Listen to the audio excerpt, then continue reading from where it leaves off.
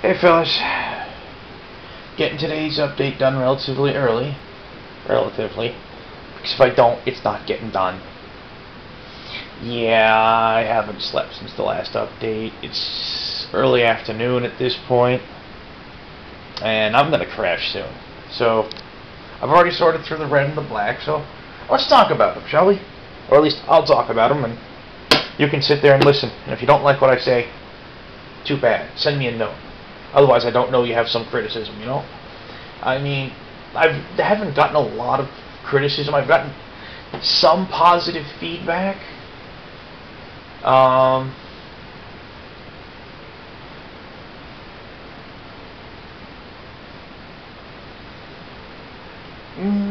I've gotten like one piece of really negative feedback once, and I don't know if the person who gave me that feedback ever... I don't know if that person still watches the videos. I really don't. If he does, hey, you know, great. I mean, he can tell that I took his criticism to heart. Unfortunately, he also, and I really hesitate to use this word because some people are going to find it offensive, but he spurged. Those who don't know, that's a reference to Asperger's syndrome. Basically, the dude just apparently talked about how he went off and was screaming at his computer at the top of his lungs, blah, blah, blah, blah, blah, and I didn't know if I should take him at face value when he said that, because if there's something like that going on your computer and it's, someone brain farting on the names of mechanics on Magic cards, it's like, really? Really? That's what like gets you to like scream and holler at your computer? I don't know. That in one of my videos from a few weeks back, someone thumbs downed it for no comments given, just a thumbs down on it, and I have no idea what the heck happened there. I don't know. If I knew, I'd say it. The only suggestion, the only guess I have is that someone who didn't like comments that I posted on another video somewhere on YouTube decided to get a hair up their bum and go to probably my most recent video and thumbs down it. I don't know. I don't know. All I have are guesses. So, Planeshift, which I keep making sure that I don't call Planar Chaos, which is a totally different set. I haven't called it Planescape yet. For those that don't know, Planescape is an old D&D setting going back to 2nd edition. They've touched on it back a little bit here and there throughout 2nd, 3rd, 4th editions, but they've never actually gone and hardcore brought it back. Oh well. It's too bad too, because it was really a funky setting. But I'm not going to get into that right now. Mog Sentry. Whenever an opponent plays a spell, he gets +2/+2 till end of turn. It's a 1/1 for a single red. He was made a rare. I don't know what to think of him. I don't think I've ever seen him used well.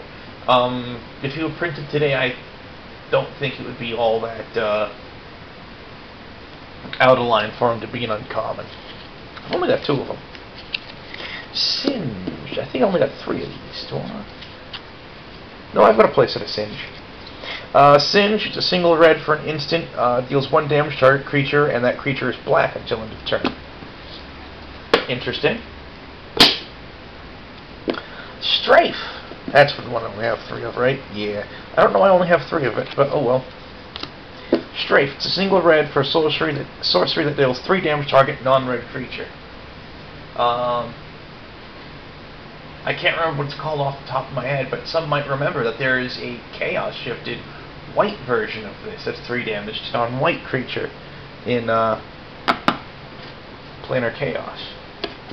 See, that time I said Planar Chaos, so it was the right thing to say. Woohoo. Keldon Mantle, interesting little spell. It's a colorless and a red. Give the creature fire breathing and regeneration. And if you pump green, it gets trampled too. So, there's some funk going on with that. It's not a bad card, really. But as an aura, of course, kind of ho-hum. I think they could redo that as an equipment, and that would be pretty boss. people would play that. Here, Mog Jailer, 2/2 for a colorless and a red. Can't attack if defending player controls an untapped creature with power 2 or less.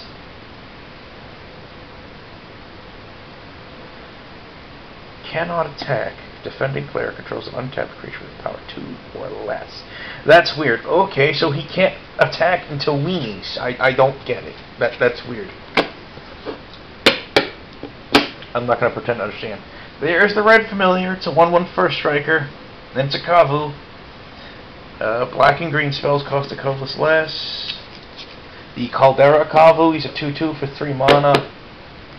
You pump a colorless and a black, it gets +1/+1 till end of turn, so he's kind of like a slightly inefficient shade. And if you pump green, he changes color to color of your choice. Color changing, like I said before, is useful in this block if you're going to play like block mechanics and whatnot, because it's a color matters set. Dedapult.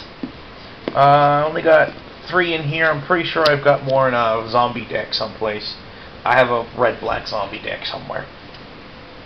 It's 2 colorless and a red. You pump red, sacrifice a zombie for 2 damage target creature or player.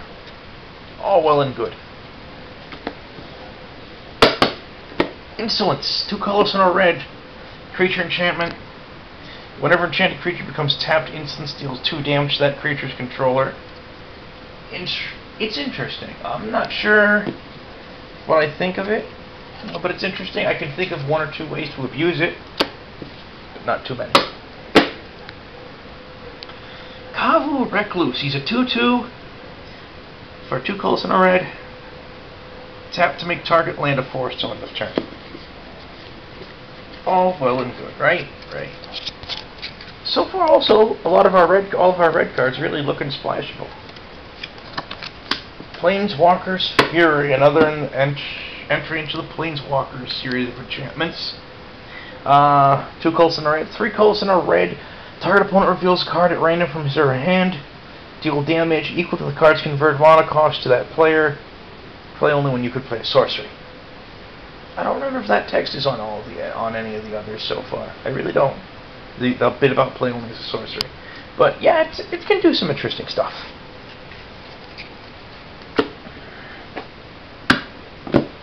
Slingshot Goblin, 2/2, red tap, 2 damage target blue creature. Hey, you know what? He combos interestingly with the Cycle of Kangi.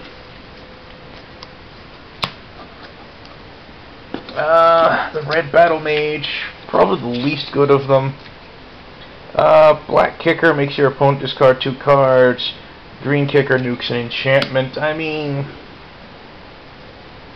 it's good for, I guess, you know, you can use it to hose a Armadillo Cloak, but other than that, yeah, I don't know. Flametongue Kavu for dim-witted, thick-skulled genetic mutants. They have pretty good aim. He's a 4/2 for 4 mana. When he hits the board, deals 4 damage to target creature. That's actually pretty good. That's, I mean, overall, that's probably slightly above the curve for the day. Wouldn't be bad if reprinted today either, for that matter. Magma Burst. 3 damage to target creature or player. If you paid the kicker cost of sacrificing 2 lands, it's 3 to another target creature or player. For 4 mana, I don't like it. I really don't. I don't think I ever saw anyone play the kicker cost either. The Meyer Kavu, 3/2, gets +1/+1 as long as you control a swamp. It's kind of interesting right there. Shades of Sedge Troll. Yes, that's where the Sedge Sliver came from too. Was the Sedge Troll. Though the Meyer Kavu doesn't gain regeneration like the troll, like the Sedge guys do.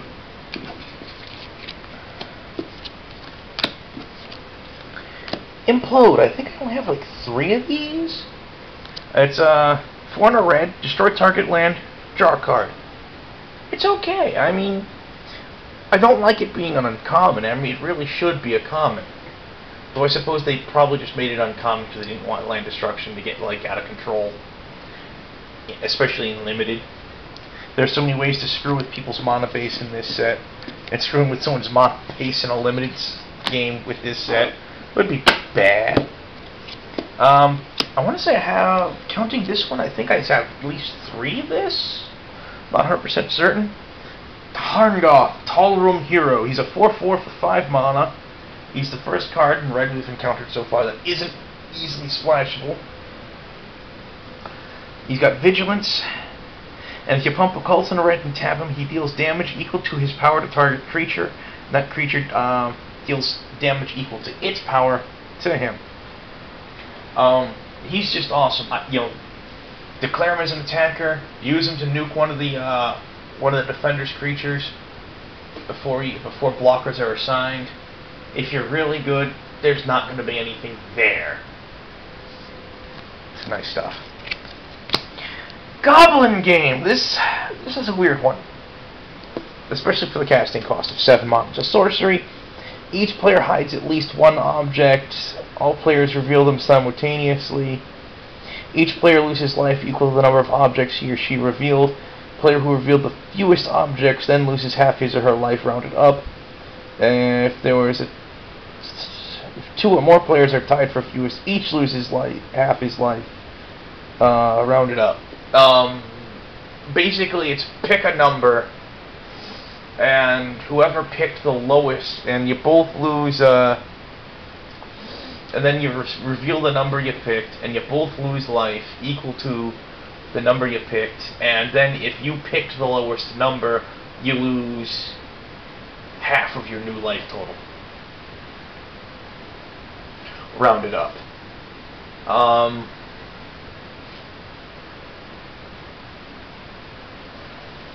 It's kind of interesting. It's weird. I don't know what to think of it. I always thought that card had some really, really interesting and untapped potential. I really do.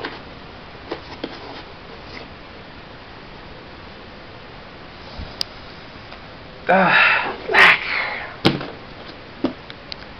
We got the Maggot Carrier. He's a 1/1. Hits the board. Each player loses 1 life. He's interesting. He's interesting. He's solid. He's utilitarian. He's not bad for a black 1-drop. He's really not. A Shriek of Dread. Target creature effectively gains fear. Effectively. It's another one of those cards, you know the deal, they can't actually replace it with fear because it's functionally different, blah blah blah blah blah. Diabolic Intent. Calls on a black sorcery, as additional cost, sacrifice a creature, search your library for a card, put it to hand, shuffle. It's basically Demonic Tutor with a creature set that you have to sacrifice a creature for. It's not bad, it's more or less on par for what you'd expect. And until today, I didn't realize what the heck was going on in this picture. We got Krovax sitting on his throne inside of the stronghold, and we got this big mess on the floor in front of him. I never realized what it was until now, and I realized that little hook you see right there coming up, that's an arm and a hand. I'm like, oh, that's Sabo Tavik. You might remember me talking about her a few days ago in the gold card, the multicolored cards in Invasion. Sabo Tavik was she was like a 7/4 with protection from Legends? I can't even remember. She wasn't all that great a card, to be honest. But the thing is in the books, after her forces were defeated at the caves of Koilos, and she came limping back to the stronghold when it plane shifted in. Yeah. They did a half-assed job patching her up because she'd taken some nasty damage and such. And then she comes before Krovax, and Krovax proceeds to chew her out and tear her to pieces and kill her. Yeah. Nothing like wasting the resources to patch them up just to kill them. I don't know. But then the old school fraction had some really weird stuff going on. Like what happened with Mishra. Ooh, we'll get to that sometime later. Nightscape Familiar. He's a 1/1. He's the black familiar. He's a zombie. And he has regeneration for a colorless and a black. That's not bad. Sinister Strength. It's colorless and a black. Enchanted creature gets +3/+1. And is black. I can't remember what the new black enchantment in M12 is that gives enchanted creature +3/+1. But it also costs you like a point of life when it comes into play. I can't remember exactly what the casting cost is, but I get the distinct impression that Sinister Strength is better. You know, that's just me. Maybe it's the lack of a real downside. Bog Down.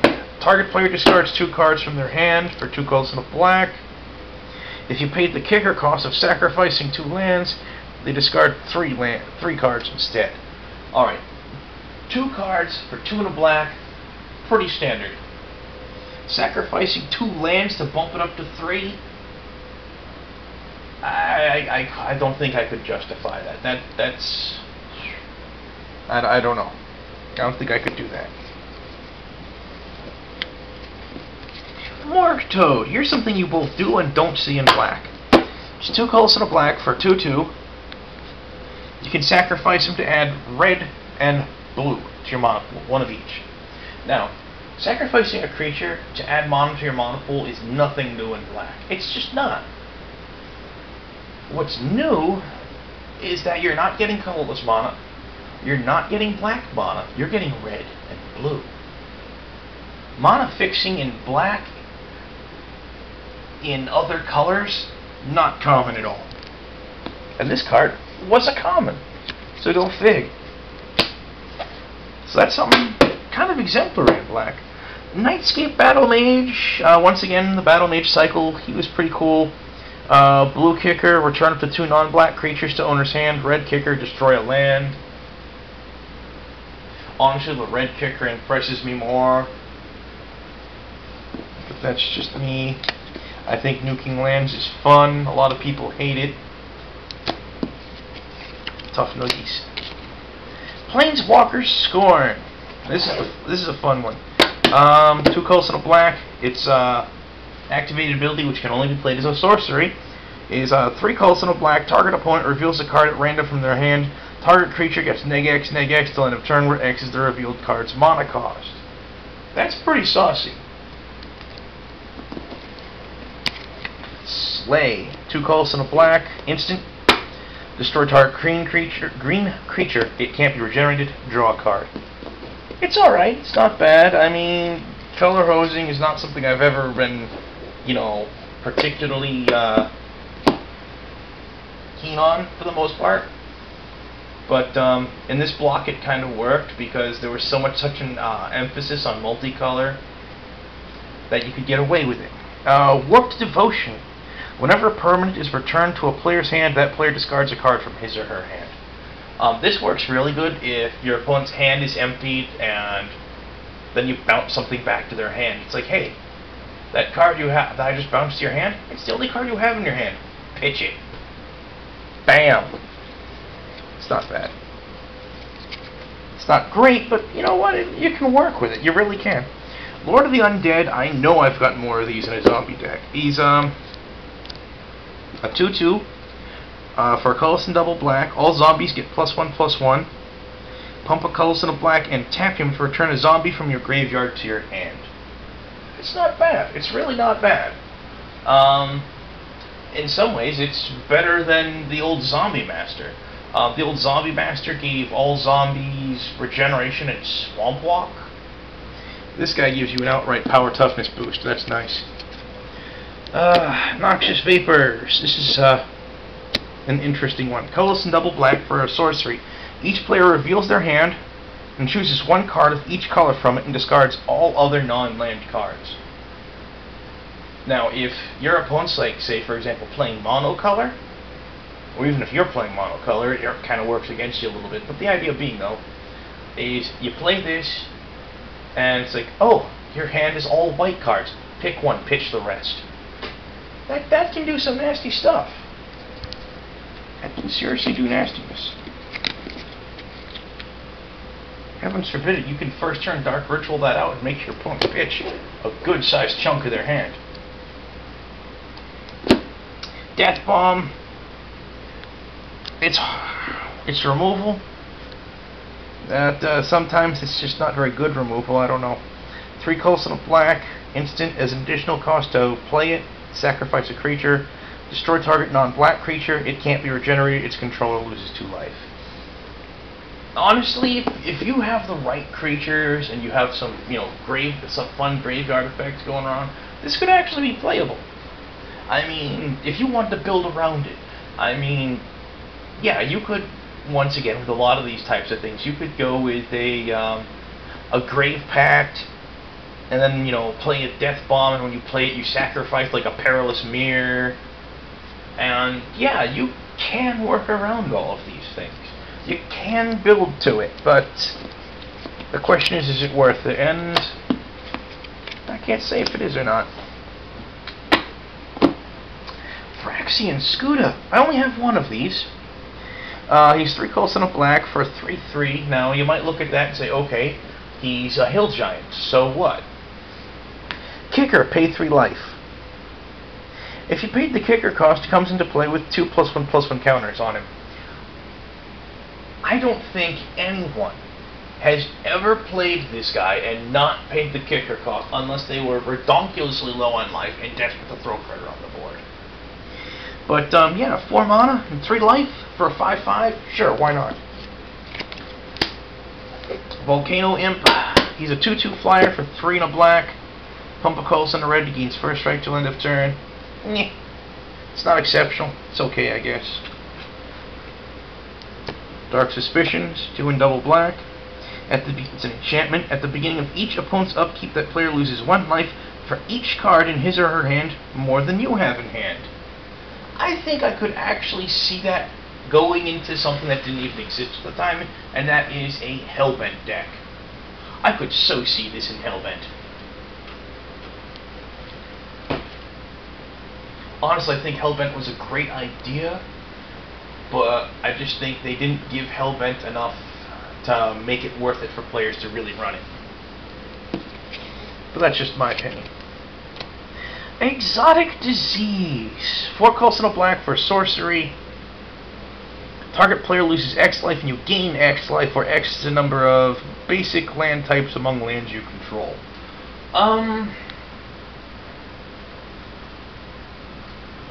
I don't know what to say about this card. I want to like it, but I want to not like it at the same time. It can cause a grand total 10-point shift in life totals. Your opponent goes down 5, you go up 5. But on the other side, it's just like, you know what, he's going down 5. That's it. You're paying 5 mana to drop him by a maximum of 5.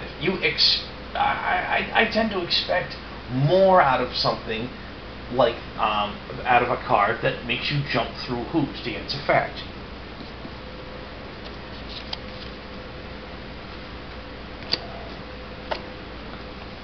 Coincidentally, so far the only cards we've seen in here that aren't really splashable are the Lord of the Undead and the Noxious Vapors, and they're both really good cards.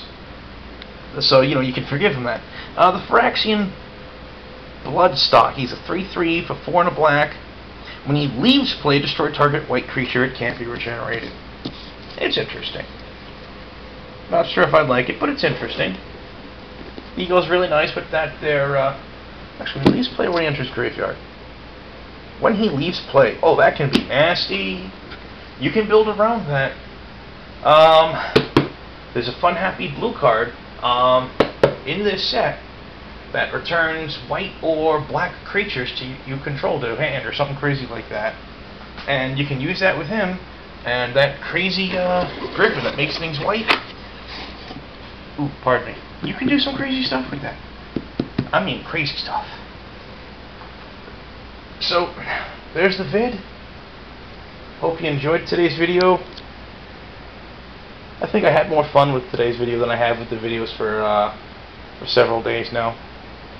I don't know why. Maybe I'm just really tired. I'm like, woohoo! Speaking get him tired. There's the sleeping cat. Let's get the camera right up in her face. Yeah, totally oblivious. Around. There we go.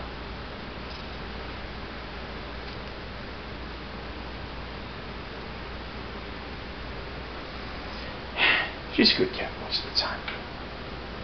There she is, going back to sleep. She's a great big bum.